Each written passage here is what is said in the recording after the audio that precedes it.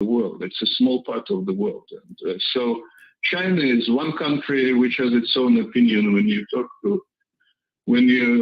talk about India or any other big country, non-Western, they also do not support this Western narrative. China is one of them, and China has its own opinion.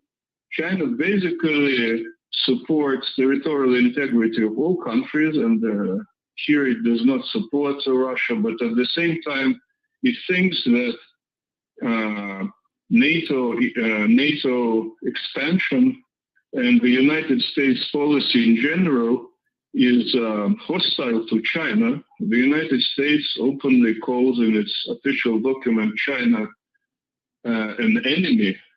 But my question was, is Russia going to become more dependent on China? Why should it become more dependent? There is a lot of cooperation going on. The trade is growing. China, in what way is it dependent? Russia is selling a lot of raw materials to China, that's true, but China is also interested in that. And if you sell something to somebody, it doesn't mean that you're dependent on it. So I don't even understand the question. All right. Well, the question was about Russia. If it's in the future not going to be selling commodities to the West, we'll be having to sell them more towards the East. Alexander Lukin of the National Research University Higher School of Economics, I want to thank you so much for taking the time out to speak with us here on France 24. Thank you. At this point in time, we want to just remind you, if you're just joining us here on France 24, that there is fighting reported some 10 kilometers outside of Ukraine's capital, an airfield that's to the west of capital Hostomel airfield.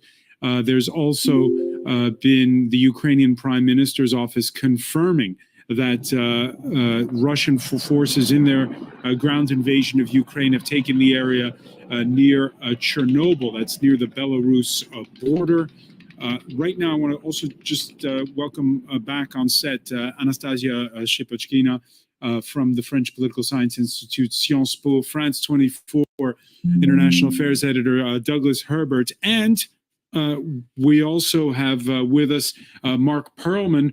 Mark, we heard from the British Prime Minister at the outset here. At midday, we heard from the French President. Let's listen to Emmanuel Macron.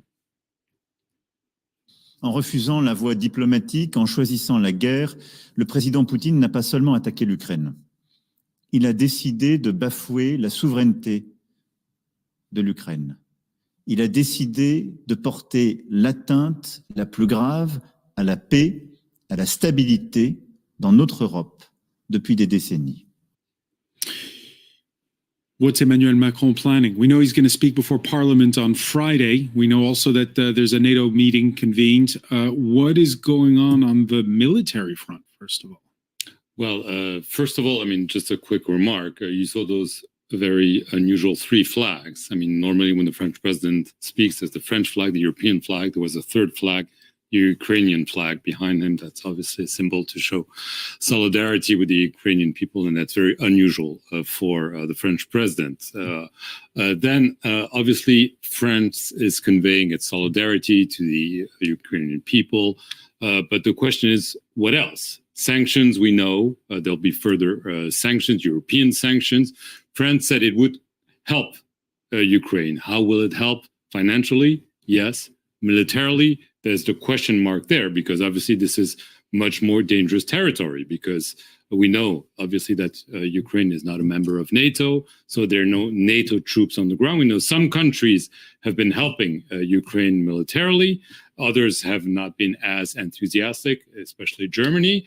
France has not been very vocal. We don't really know what's happening. And as usual with the French government, there's no information, because the president decides everything when it comes to military matter. We know there was a special meeting of his defense council, as it's known this morning. What was decided, we don't really know. Because there is a worst case scenario, of course, which for the French, which is you have Ukrainian forces chased by Russian troops across the border into Poland, And then if somehow Poland or one of the other neighboring states, Poland, which is an EU member, which is a NATO member, then what does France do?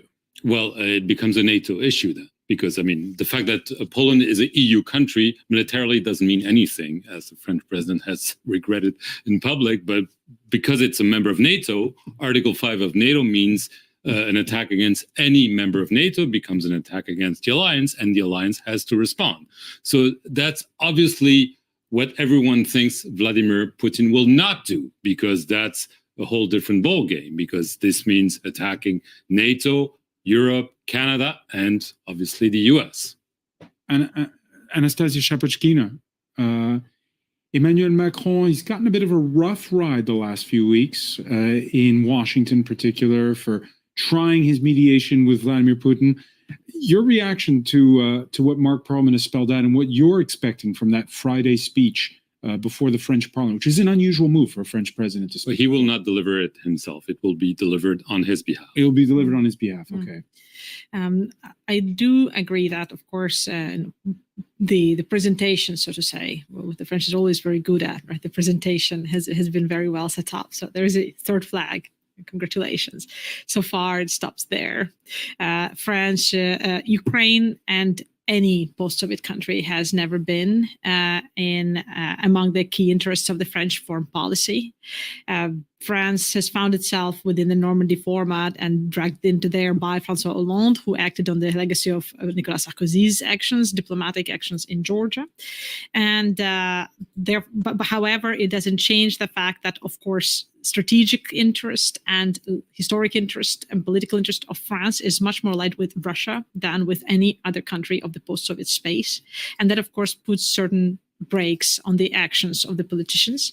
There are big French companies, including Total, for example, energy company, which are very present. It's not the only one, which are very present in Russia.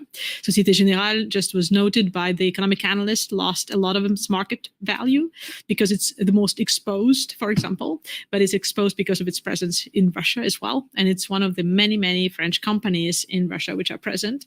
Now, some of them are also have important government shareholding, like Total, for example, and none of the projects, including big oil and gas exploration projects in which Total is involved in Russia, are decided without the French government.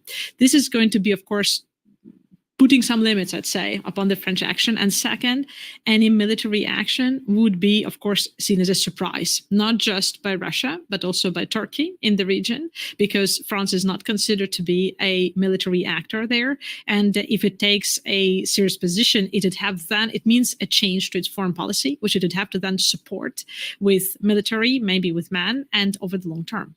Just very briefly, Mark Perlman, I have to ask you a domestic politics question, because we have an election coming up at the beginning of April, and the incumbent is due to announce his candidacy.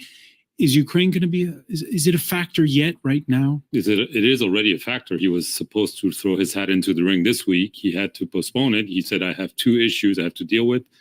COVID seems to improve.